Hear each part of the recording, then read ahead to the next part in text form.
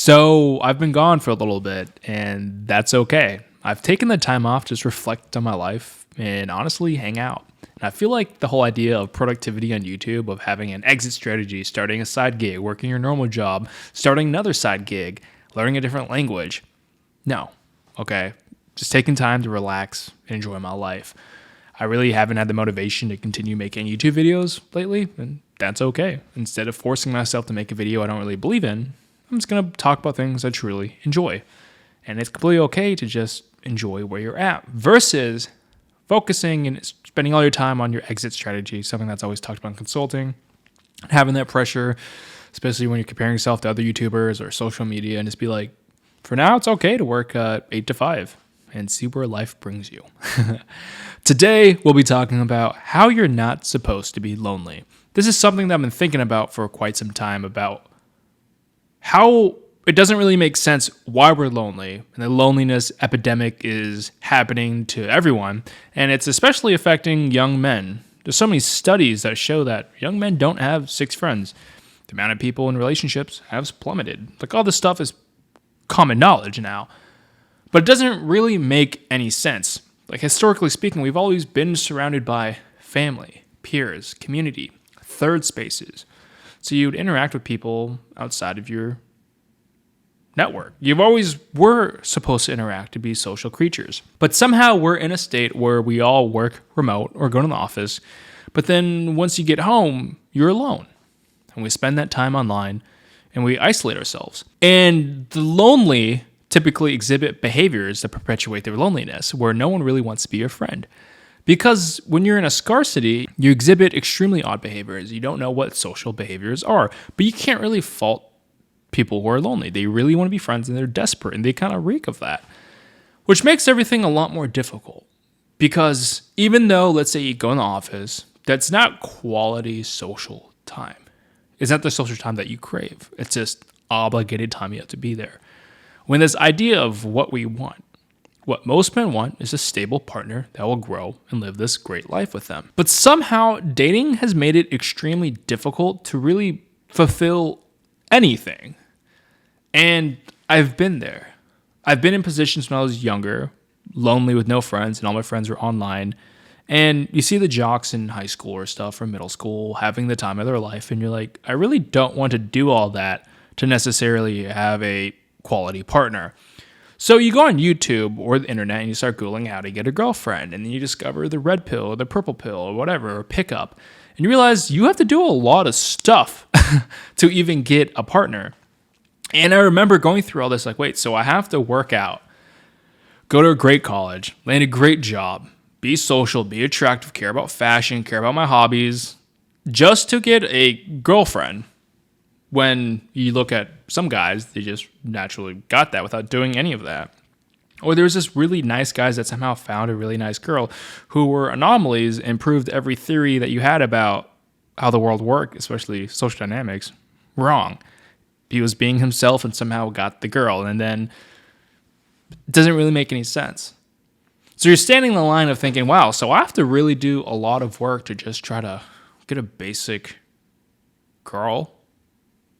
That really sucks. It's really draining. So then I understand the other counter argument of, like, why try? Let society fall until things fall apart.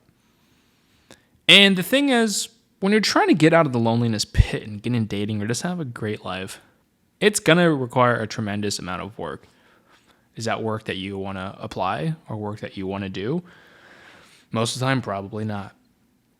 And the odds of you coming out of it, it's slim, but it's possible. Because if everyone else is giving up, you have an advantage that you can keep on going. Well, I want to say that the odds of you being on a yacht with like 10 blonde girls living the life of Wolf of Wall Street are quite slim. You don't need that to be happy. And I know that's what's been portrayed and vomited out, saying that this is what a masculine alpha male is. It's not. I know a lot of alpha men who are silent, have great families, don't party on yachts, don't go to the club, but they're awesome guys that you wouldn't want to mess with, that respect their kids, respect their wife, have great peers, and they're badass. These guys don't get a lot of attention because it's not necessarily exciting. but it's what fulfills their cup. That's the life that I've been craving. A life that's not consistently displayed on social media of how cool I am, of how I have nice cars and watches and all this. I don't want that. I want free time. I want a silent life where I work my job or whatever it is, side gig, come back to my amazing partner, have some wine, have a cigar with my friends, enjoy the evening, while also traveling and stuff like that. That's what makes me happy.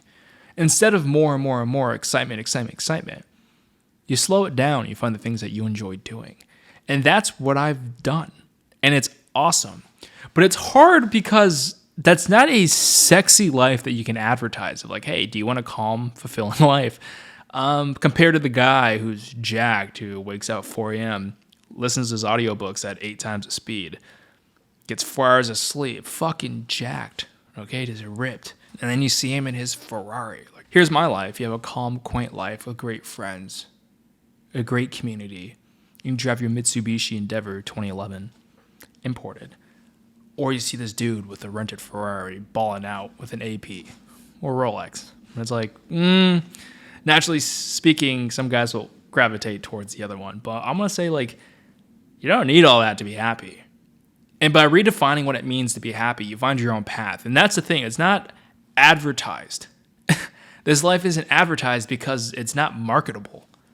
Because when you find your group, you're happy, find a partner, find out whatever it is, it's silent. You don't need all that bling. You find out who you are. So my advice is find out things that make you happy that's not being promoted. Or go the path of doing the things that's being advertised towards you. Go to the club. Go be that like player or whatever, right? And realize that's not fulfilling. It's not going to fill your cup. And if it does, cool.